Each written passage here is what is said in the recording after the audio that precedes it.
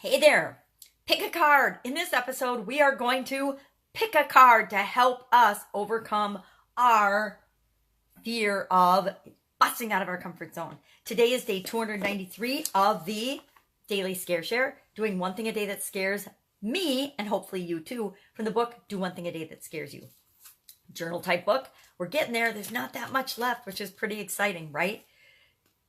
292 days in a row, I've done something to stretch my comfort zone, and I hope you've done something right along with me because they're not super hard things. Sometimes they're harder than others, but every day, if we just do a little bit to tip our toe out of our comfort zone, before you know it, we're doing things like me, for example, that I never even imagined that I could possibly do. I never thought that I could do a Facebook Live at all, much less do it 293 days in a row. Yet, here we are, day 293. So today I want to do something different. I want to do a little demo. It's one of those dreaded blank line days where it just says, I need my magnifying glass, of course. It says, sensations today.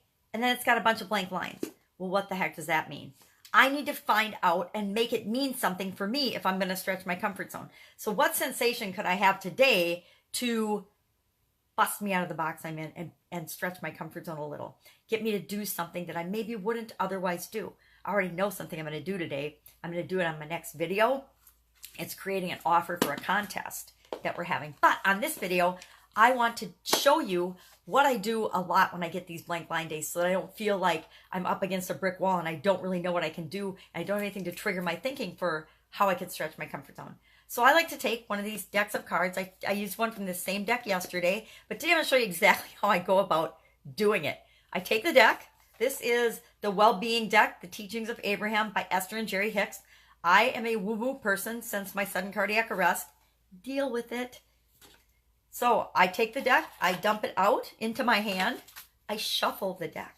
I'm not a very good shuffler, especially with giant cards, but I shuffle it up a little bit. And I just relax and take a deep breath, and I think about, what's the right card for me today? And I just shuffle it. How many ever times I feel like shuffling, there is no magic number.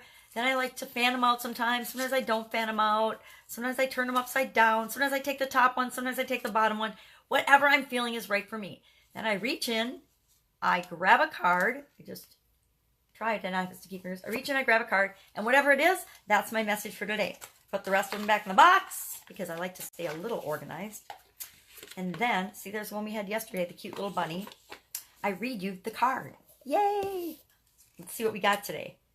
I'll show you the card. You can probably read it better than I can, even backwards. It says, I look for positive aspects in every experience. Now that is a good comfort zone stretching. That's just a good way to live life anyway. It says, within every particle of the universe is that which is wanted and lack of it. By looking for the positive aspects of whatever you are giving your attention to, you maintain your connection with well-being. Remember, this deck is all about well-being. And I like these decks because they're like summaries of books.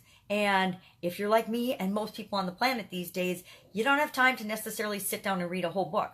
But you can grab the Cliff Note version, take a card, pull a card out, and carry it with you during the day. And then when stuff happens and life happens, because it inevitably does, that tips you over or gets you focusing on the negative aspects of what's going on in your life, this little baby, you could pull it out of your book or out of your purse or out of your wallet or out of your back pocket and remind yourself to focus on the positive aspects of everything that's going on around you, because we always have control over what we focus on, what we think, and what we feel about things.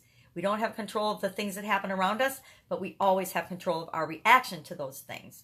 So that's what I do. I take this little baby with me today, and like I said, every time I need a little reminder or a little uplifting, I read my card. That is another reason I love these cards. So that's our message for today. What can you do today? What sensation do you want to feel?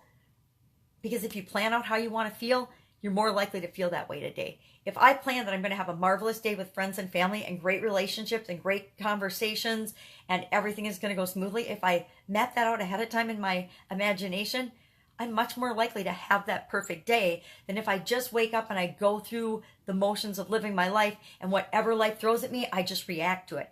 Much better to be proactive and plan and just have a picture of what I'd like my ideal day to be like and kind of map out the strategy of my day than just living in the moment of whatever happens, I'm going to react to it in that moment. Not so fun sometimes, because sometimes bad stuff happens and we want to be a little bit more prepared than whatever happens, I'll just deal with it. That's it. Go out, make it a fabulous day. And of course, I will be with you tomorrow for day 294 of the Daily Scare Share. Don't be scared. You got this.